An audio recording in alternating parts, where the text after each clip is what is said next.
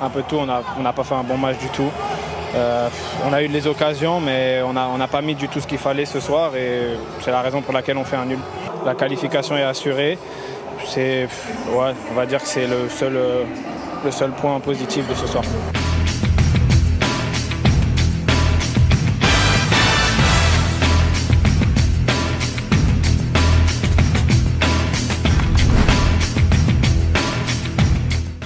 Salut à tous, bienvenue dans la quotidienne, un match qui a bien porté son nom hier, un match nul au Stade de France, 0-0 pour nos Bleus qui n'ont pas su trouver le chemin défilé. Jules Koundé a fait part de sa frustration après la rencontre au micro de Saber Defarge. Alors le seul point positif c'est la qualification, bien sûr, pour les quarts de finale de cette Ligue des Nations. Maintenant, pour aller chercher la première place, il faudra gagner par 3 buts d'écart face à l'Italie dimanche à San Siro, un match qui ne s'annonce pas facile et qui sera à suivre bien évidemment sur TF1. Bon, ça y est, on peut parler des points négatifs. Déjà, on va commencer avec une stat qui est un peu triste. C'était le 4e 0-0 des Bleus cette année, du jamais vu depuis 20 ans. Et on a aussi vécu un record d'affluence hier soir. Il s'agissait de la pire affluence de l'histoire de l'équipe de France à Saint-Denis, 16 611 spectateurs. Pour vous faire une idée, c'est à peu près la moyenne des supporters présents à Caen au stade Michel Dornano en Ligue 2.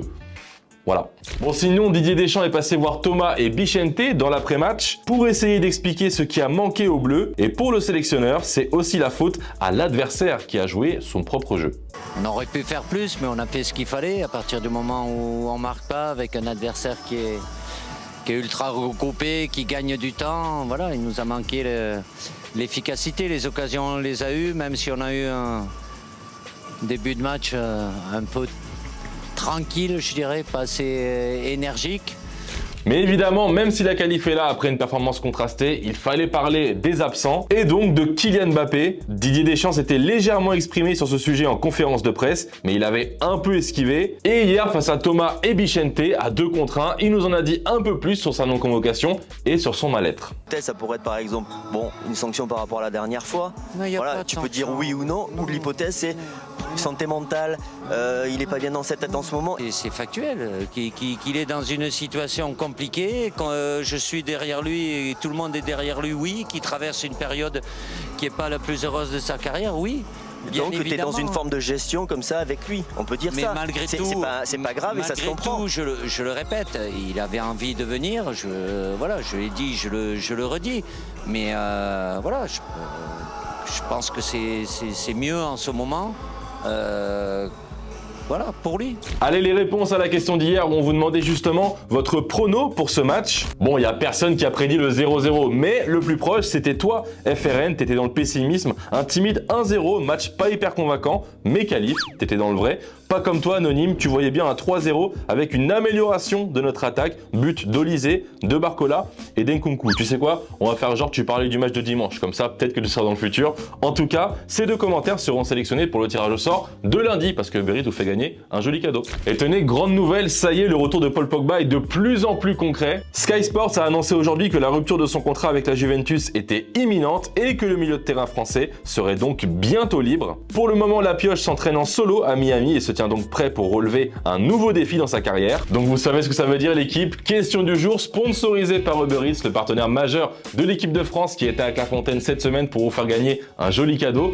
Dans quel club verriez-vous rebondir Paul Pogba? On a pas mal parlé de l'OM, un retour en première ligue peut-être, bref, dites-moi tout et soyez chaud puisque lundi prochain, on tirera au sort le gagnant qui aura la chance de repartir avec le ballon utilisé lors de l'entraînement et dédicacé par l'ensemble des joueurs de l'équipe de France à Clairefontaine. Un cadeau offert par Uber Eats, donc un grand merci à eux. La rumeur du jour, elle nous vient d'Italie et elle ne concerne pas un club mais bel et bien la Squadra Azzurra. Selon l'équipe, la fédération italienne se serait récemment renseignée sur la situation de Ryan Cherki, oui, le Lyonnais qui ne compte actuellement aucune sélection en équipe A peut donc jouer pour la France, l'Algérie dont la fédération s'est déjà manifestée, mais aussi pour l'Italie.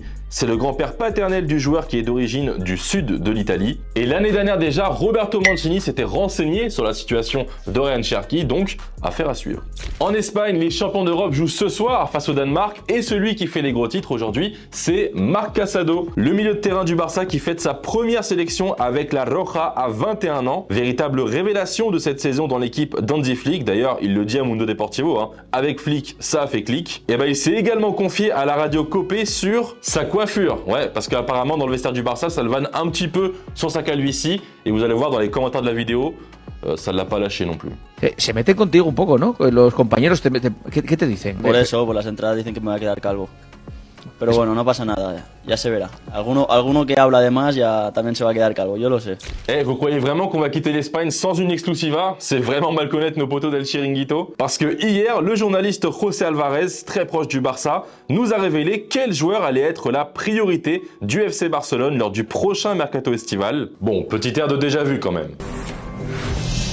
Está empezando a trabajar ya en el mercado de verano próximo. Estoy hablando de la posición de extremo. Hay varias opciones. Leao, está Luis Díaz que gusta mucho, Carvajal incluso. La prioridad para el próximo verano será Nico Williams. Un petit mot sur le Brésil qui n'a pas pu faire mieux qu'un match nul hier au Venezuela dans le cadre des qualifications pour la prochaine Coupe du Monde. Score final 1-1 avec un but du nouveau numéro 10 de la Seleção, Rafinha, mais aussi avec un penalty manqué de Vinicius, le joueur du Real qui ne compte toujours que 5 buts avec le Brésil en 36 sélections. Mais hier, il a aussi fait parler de lui pour son comportement, plusieurs simulations et surtout une insulte envers l'arbitre. Le commentateur brésilien du match a même déclaré qu'il n'y avait pas besoin d'être spécialiste en lecture labiale pour deviner ce qu'il a dit. Va te faire. Voilà, c'était clairement pas son soir.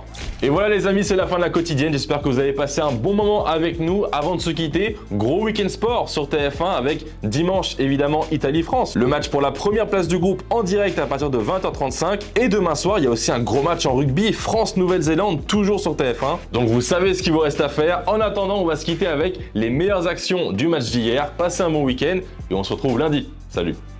Dans leur dos, ça profite à Randal Colomwani. Oh, le bon ballon vers Michael Olise qui n'a pas pu reprendre ce ballon dans les meilleurs. Dans la phase de réparation, Barcola, Kanté qui ne peut pas frapper, qui contrôle et qui là va frapper. Oh, c'est repoussé comme il le peut par Daniel Pérez. Ouais, mais plutôt comme il le peut, mais bien. Oui, mais bien. Avec le plat du pied de. Voilà. Et pourquoi pas. Voilà enfin, la 54e minute. La première. Trop axé, on va la voir. La frappe d'Eduardo Camavinga, mais ça aussi c'est une solution. Il a préféré assurer le coup, là, le gardien israélien, Camavinga. Oh, elle était pas très loin du cadre. La tentative du Madrilène, il la prend un peu externe, un peu trop externe. Ouais, trop externe, tout à fait. Il y avait la puissance. Elle passe quand même assez loin. Olise. Kanté. Camavinga. Elle était trop propre celle-là. Ah ouais. Et plein accès encore une fois pour Pérez. C'est lui qui tente la